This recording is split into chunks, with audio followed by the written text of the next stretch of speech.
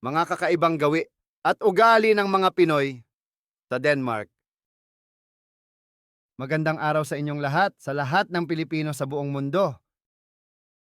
Sa video na ito ay magbabahagi ako ng mga karanasan ko sa mga Pinoy dito sa Denmark. Ito ay para mas maunawaan natin ang mga kababayan natin dito. Alamin ang ilan sa mga ugali o gawi ng ating mga kababayan at maging mas mahusay tayo sa pakikipagkapwa-tao lalo na kapag nasa dayuhang bansa. Tandaan natin na ang lahat ng tao sa mundo ay iba-iba, kaya huwag tayo masyadong maramdamin. Gawin natin ang tama at ang nararapat batay sa sitwasyon ng ating pamumuhay sa bansang dayuhan. Ano-anong kakaibang gawi at ugali ba ng mga Pinoy ang mapapansin mo dito sa Denmark? May nakakatuwa, may nakakainis, may nakakaiyak, may nakakabilib at marami pang iba. Pero kahit na ano pa ang opinyon natin sa isa't isa, alamin pa rin natin ang iba't ibang gawi at ugali ng mga Pinoy dito sa Denmark bilang pagkilala sa mga diskarte ng ating mga kababayan dito. Ito ang una. Kapag napadaan ka sa mga lugar na maraming mga tao katulad halimbawa ay hagdanan, tabing kalsada o tunnel, ay bigla na lang may magtatanong sa iyo kung ikaw ay Filipina. At kung Filipina ka naman, syempre maiintindihan mo at sasagot ka naman ng oo. Kapag ito ang sagot mo, ay sasamantalahin na ito ng nagtanong upang makuha ang personal information mo.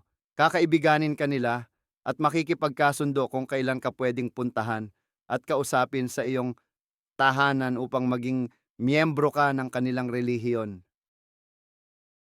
Kung nag-shopping ka sa supermarket at nasa counter na upang magbayad, minsan ay bigla ka na lang babatiin ng cashier ng magandang araw o tanghali o anumang greeting sa Tagalog. Siyempre magugulat ka kasi Danish ang wika sa Denmark, tapos biglang may babati sa iyo na Filipino. At dahil naintindihan mo ito, sasagot ka din ng same to you only to realize later na bahagi lang pala yon ng customer service. Kaya hello and goodbye lang at next customer please. Kapag kumakain kayo sa isang restaurant, biglang may babati sa iyo na waiter sa wikang Danish na ang kahulugan ay, "Magandang araw, handa na ba kayong umorder?" Tapos bigla na lang may idudugtong na, "Kamusta kayo sir o ma'am" sa wikang Filipino. Siyempre, kapag naintindihan mo, matutuwa ka naman o anuman sa palagay mo. Nakakatuwa kasi kapag Filipino ang usapan, madali magkaintindihan pero bigla din maglilipat sa English o sa Danish language ang waiter kasi alam din nila na hindi mag-aatubili ang mga Dane or ang mga dayuhang kasama ng mga Pinoy na magreklamo kapag hindi nila naiintindihan ang sinasabi ng waiter. At dahil ang tipping system nila ay kadalasang pinaghahati-hatian sa lahat ng empleyado, kung gusto mong masolo ng Filipinong waiter, ang tip ay ibigay mo ito sa kanya ng cash only. Pero kung wala ka namang pang-tip, ay okay din. Kasali naman na ang serbisyo nila sa oras na magbayad na kayo ng bill. Hindi lahat ng Pilipino ay available para maging kaibigan mo o mahingan ng tulong. Ito ay dahil sa iba't ibang dahilan. Kadalasan ay talagang busy dahil sa dami ng ginagawa sa buhay. Mas mahirap maging malapit at makipagkaibigan kapag ang mga Pinoy ay mga Danish ang asawa o kapamilya dahil malaki ang pagkakaiba ng kultura ng dalawang bansa. Nakakahiyang mang-abala kasi mahalaga sa kanila ang privacy. Pinakamataas na antas na paggalang ito sa mga mamamayang Danish, yung binibigyan mo sila ng kapayapaan at katahimikan.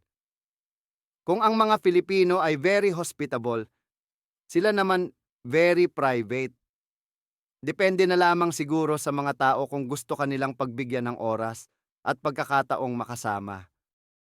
Mahirap maimbita ng mga Danes kapag ikaw ay dayuhan.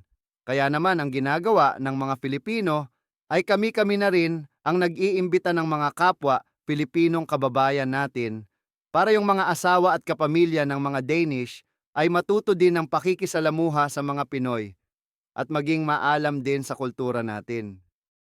Dahil mahal ang iba't ibang klase ng mga serbisyo dito sa Denmark, ang ginagawa ng mga Filipino ay sila-sila na lamang ang gumagawa o nag-aaral ng mga diskarte para makatipid sa gastos. Kanya-kanyang linis ng bahay, luto ng pagkain, manicure, gupit, tahi ng damit, at kung ano-ano pa. Natuto na din kami maghanap ng mga bargain sa tindahan at mga special offer upang makamura ng mga bilihin. May mga Pinoy dito sa Denmark na marunong namang magsalita ng Filipino, mas gusto pa rin makipag-usap sa Danish kahit dalawa na lang kayong nag-uusap. Siguro nahihirapan mag-Filipino o baka hindi nila gusto isa't isa. Okay na din, magpagalingan na lamang sa Danish language. Weird nga lang minsan pero minsan may mga kababayan tayong ganun ang trip. Ang mga batang Pinoy dito ay lumalaking bibo. Malakas ang dating. Nakakatuwa. Kapag may nakikitang mga mukhang Pinoy, kakausapin ka na bigla, Erdo Filipina. Parang ordinaryo lang sa kanila ang makipag-usap, hindi natatakot o naiilang. Kapag naman baguhan ang mga Pilipino, natatakot naman makipag-usap. Natatakot na baka kausapin sila sa wikang Danish. Ang mga locals kasi dito maski marunong magsalita ng English, ay ayaw pa rin nila makipag-usap. Gusto nila ay Danish palagi. At iiwasan ka nila kung hindi ka marunong nito. Okay, ito na muna ang kakaibang gawi at ugali ng mga Pinoy dito na maibabahagi ko sa inyo. Siyempre madami pang iba pero pinili ko na lang ang medyo obvious dito. Yung iba kasi karaniwan naman sa ating mga Pilipino. Hanggang sa susunod na video mga kaibigan, always live to the fullest and hope for the best palagi.